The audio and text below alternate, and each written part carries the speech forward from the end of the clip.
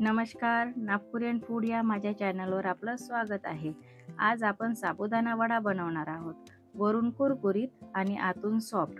बऱ्याच जणांचं काय होतं की वरून वडा शिजतो, आतून कच्चाच राहतो आणि तळताना साबुदाणा वडा हा फुटतो.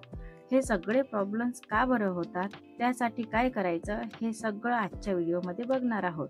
तर व्हिडिओ शेवटपर्यंत नक्की बघा. आपण इथे 1 कप साबुदाणा घेऊया. साबुदाणा स्वच्छ पाण्याने धुवून घ्यायचा आहे.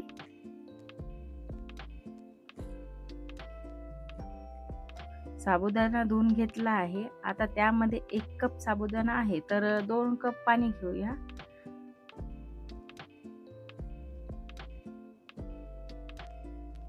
पंचवीस ते 30 मिनिटं झाकून ठेवायचं आहे.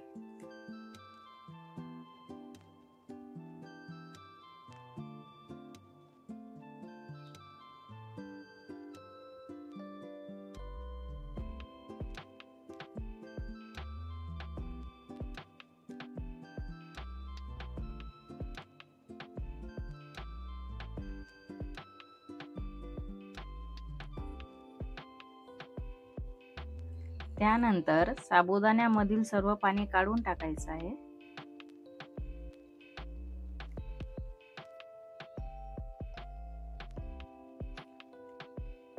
साबुदाण्यामध्ये थोडा ओलावा आहे. असंच ते 5 ते 6 तासासाठी झाकून ठेवूया. तुम्ही रात्रभर पण ठेवू शकता.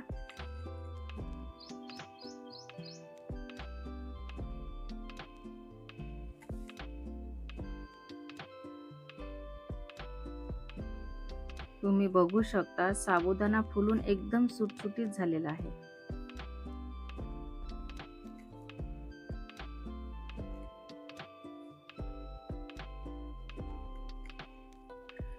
आपण इथे 3 उकडलेले बटाटे घेतलेले आहे. जर साईजला मोठे असेल तर 2 घेऊ शकता. एक मोठी परात घेऊया. त्यामध्ये भिजत घातलेला साबुदाणा आणि बटाटे किसून घेऊया.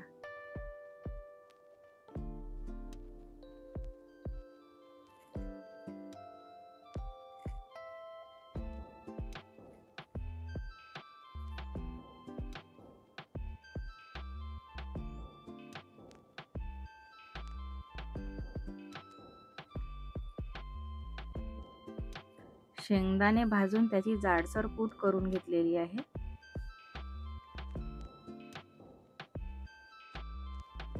त्यामध्ये आपण हिरव्या मिरचीचा ठेचा घालणार आहोत.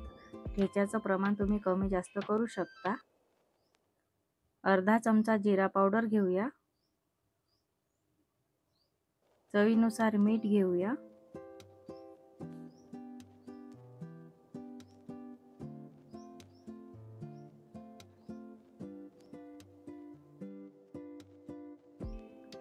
हे सगळं मिश्रण एकजीव करून घ्यायचं आहे.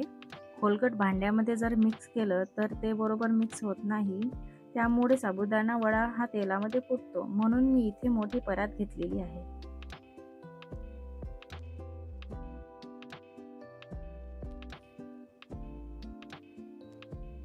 असा गोळा तयार करून बघायचा आहे. जर गोळा तयार झाला की समजायचं मिश्रण एकदम परफेक्ट झालेलं आहे.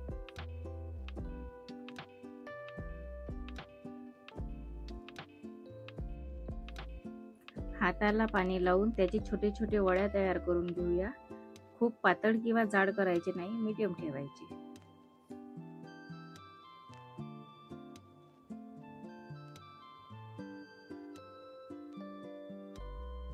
वडे तयार करून घेतलेले आहे.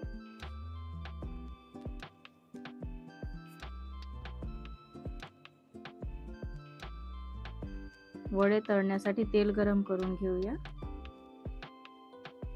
तेल गरम करायच्या वेळेस ही काळजी घ्यायची की तेल खूप जास्त गरम व्हायला नको. ते कसं ओळखायचं? एक साबुदाणा तेलात टाकायचा. तो करपला नाही की समजायचं तेल परफेक्ट गरम झालेलं आहे. तेल कमी गरम असेल तर वडे तेलामध्ये विरघळतात आणि जास्त गरम असेल तर ते करपतात. तेल गरम झालं की गॅसचा फ्लेम मीडियम ठेवायचा आणि वडे तळून घ्यायचे. एका वेळेस जास्त वडे तळायचे नाही, नाहीतर ते एकमेकांना चिकटतात। संपूर्ण वडे मीडियम आचेवरती तळायचे आहे।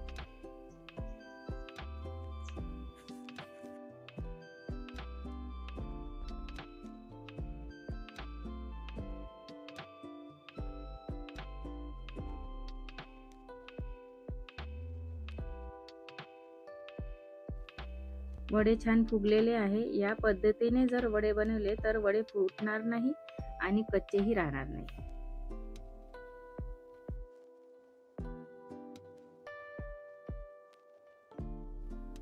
वड्यांसोबत खाण्यासाठी तुम्ही शेंगदाण्याची चटणी किंवा नारळाची चटणी करू शकता।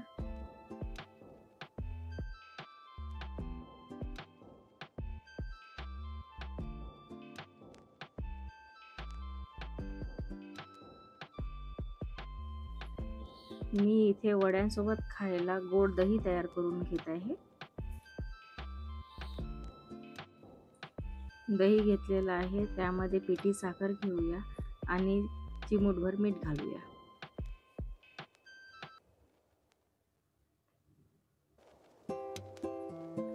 व्हिडिओ आवडला असेल तर लाईक करा, सबस्क्राईब करा आणि शेअर करा। आणि हो, नवनवीन रेसिपीसाठी कमेंट करा। माझ्या पद्धतीने करून तर बघा। व्हिडिओ शेवटपर्यंत बघण्यासाठी धन्यवाद।